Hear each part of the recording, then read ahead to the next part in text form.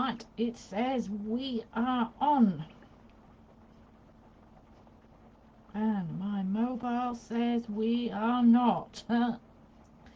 So, let's have another look. I will be with you in a minute. I just want to make sure. Nope. Let's have a look. Let's go straight to group then, and we will see if I'm there. There's no point me talking if...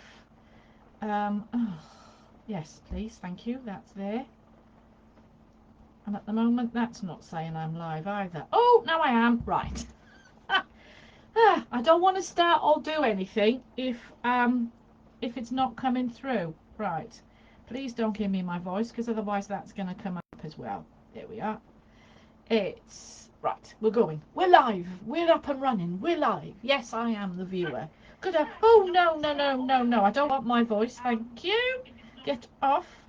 Don't want the voice. Right. The rest of it can go, but not my voice. There we go. Right. Morning all. Tune in Tuesday with Ali today.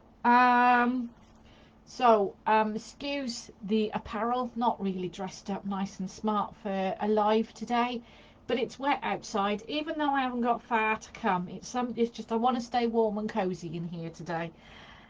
So I got the rain drizzling down on me cabin roof, so hopefully you can hear me okay. And it's just all about warm and comfort today, not about how I look. Anyway, so tune in Tuesday today. As I said, morning all. Now, on average, it reckons, the marketing experts out there reckon that on average, we don't like to use the word should, but on our websites, on Google reviews, on our Google My Business listing, etc. If we've got a testimonial or review area on our website, or if you've set up for any other reviews anywhere else, we should, I said I don't like the word should, but maybe aiming for 10 reviews for every year we are in business. So 10 years, that should be 100 reviews. I certainly don't have 100 reviews on my Ali's Therapy Academy, and I certainly don't have 250 reviews for my hands-on holistic business. So how many reviews do you have on for your business? As I said, on your website, on your Google My Business, how many reviews do you have? Then looking at that is then how many reviews do you ask for? How many reviews do you offer to get? So do you put the links there to get any reviews? Do you ask your clients for reviews? Do you make it easy for people to leave reviews?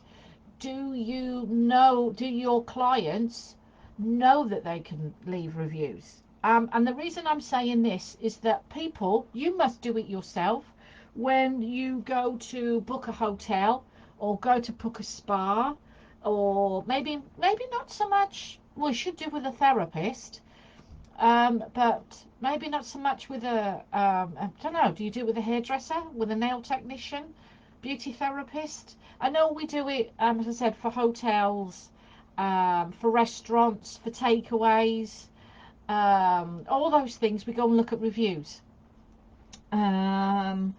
We look at other businesses. You know, you often see it on your, probably on your Facebook groups, in village Facebook groups, in town Facebook groups, in business Facebook groups. People are always asking for recommendations. People are always asking, you know, for referrals, recommendations. So I'm putting this in the same league as with testimonials. Not always you're going to believe them. I mean, I've read some, and you can see that they haven't even been there. I mean, there's a lovely, not patisserie, I don't want to call it a patisserie, but like a cake shop, foodie shop, I've got up in Arundel, and they're quite outrageous. They're you know, they really stand out. And maybe some of the locals around here may know who I'm on about. They really stand out, and they do lovely cookies. Not cookies. Oh God, I can't think of my words today. They do lovely brownies and that, and I've had muffins as well from there, and they're really nice, but they're quite outrageous with their recipes. Anyway, they've had big ribbons and big ribbons outside and flowery interiors, flowery walls and whatever inside, and you can tell that the local Arundel people have got it in for them, because they've received so many complaints, and they've been slaughtered on their reviews that by people that haven't even visited them, and they've just written some rubbish stuff. So you can always find that. Beauticians get it like that as well, and normally it's from competitors, that people, local competitors, beauticians that write really bad reviews on somebody else's Facebook or Google reviews, where they haven't even been. It's just a local competitor trying to slaughter somebody. It's dreadful in the industry on times. But you can, you can see the bad ones when somebody's like, walked up Snowdon and they've said like, the walk is really terrible. Well, yeah, it's a bloody mountain. Anyway, they always make me giggle, some of the reviews, but you can always see as well the right people, the good reviews. So, oh, thanks, Jill. Yeah, I have, and I ask it, and I have a link on my receipt email. Yeah, to put, sometimes it comes down to what what you do. Do you letting people know? Thing is, we've got reviews, right? We've got testimonials, we've got reviews that people do like to go and have a look. I mean, I do, like I said, not just hotels and restaurants and stuff. I go and I look at other therapists and see what reviews and that they've got. I'm not always good at asking. I admit that myself. But I do have things set up that people can go and leave reviews. But I don't do enough. I don't do, let's be honest, I don't do enough for it. Do you? Do you do enough to get the reviews? Some people send me, a message just to let me know that they've had a great treatment, and I forget to use that as like a review or testimonial and create a post out of it. Um, so, what do you do for your reviews? Do you, you can create a QR code that you can have set up as a sign in your therapy room, and on it say, please leave me a review on my Google, and they can just scan and go and leave you a review directly on your Google review. They can do it there and then. You might want to send them to another link so that they're messaging you or they're emailing you a review. So again, something that you can use, and you can, use on your promote, create a Facebook testimonial and review and use that. But yeah, like Jill says, she has a link on her receipt email. We sometimes have to point these things out, because we know it's there. We may have fab clients that absolutely love and have become regularly attending us for the last 18 years or whatever, but have never left us a testimonial, never left us a review. And you wonder why. It may be that they just don't think. It may be that they just, forget, don't have time and forget to do it. So you can always email and ask your regulars and say, can you please click this link and leave me a review? You've been coming to me for a long while. I must be doing something right. So can you leave me a review? So you can do it in ways like that. You can always write something up, what you know about your client, and say, I'm putting some, testimonials together. I'm looking for testimonials. Can you write one up for me? Or are you happy if I use this one? And then they can edit it or read, because again, it just thinks, oh yeah, I've got to do that, and they'll do that straight away. So these are different ways that we can get and use the reviews in our business, and using them in our newsletters, using them as an area of information, again on our website. Again, we can't use them on our landing page, especially I had a lovely one where somebody had said that it helped, that it because it treated their vertigo, it worked on their vertigo. So I had that on my front page. I got told to take it down. I had to move it for an information, so that's why I've got in my information and blogs, I got an area where I have my reviews and testimonials. If it said it supported me, that good old word support, them with their vertigo, that would have been fine. But because it said that they used Hoppy Ear Candle for their vertigo, I had to remove it. So we do have to be careful on that. But if you can use these things, these reviews, and as I said, if people put them direct on Google, nothing can be done about that then. We can't do anything about that, and neither can the ASA, because it's what somebody's put in there on a Google review. But yeah, if we've been in business for years and we've got clients who come regularly to us for years, then we should be getting the reviews. I'm not sure about this 10 reviews for every year you're in business, but it makes sense. Think about how many people we see in a year. When you realise how many clients you've seen, you know, it could be anywhere between seeing 5 a week to 15, 20 a week, to seeing 10 a month, to seeing, you know, 100 a month or whatever. Think about the amount of people that you see every week, in a month. Surely we should be getting 10 reviews a year.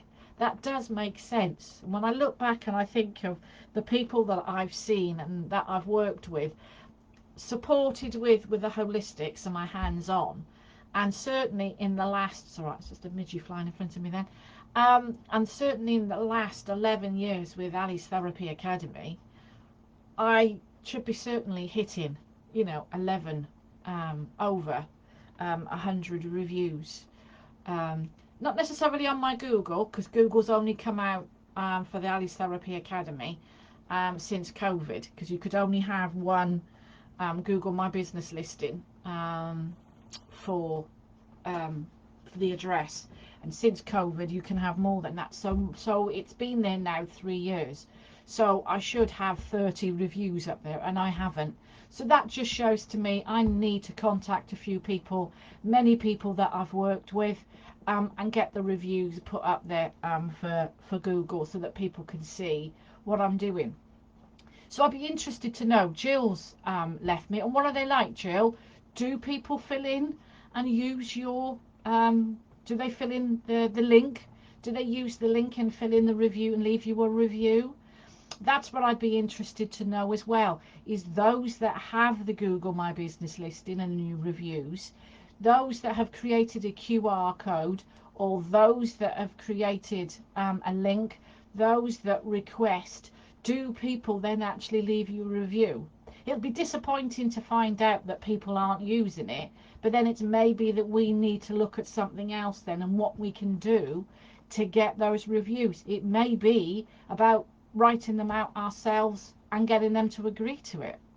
That might not fit right with you, and it doesn't in our industry. It probably doesn't fit right, but you know, we've got to work out there to get people to come and look at our business. And it's, again, it's having that another bit of evidence about what you do. You're good at what you do. You are the expert of what you do. So these people, not necessarily shouting it out from the rooftops, because they may be wanting to keep it private what you do, you know, that they're working with you.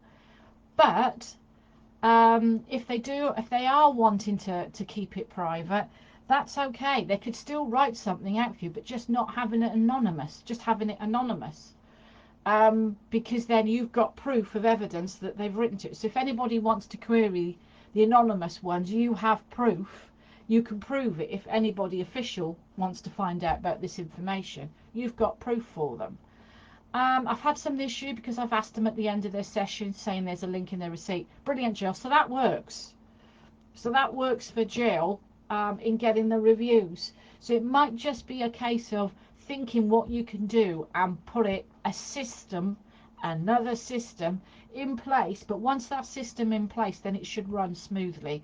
About getting the review, as I said, another good one is that QR code, because you can always say, if you leave the therapy room when the person's getting dressed, I know they could be quite foggy and whatever, but you could say, oh, and there's a QR code. If you want to leave a review for how you felt after your treatment, by all means do.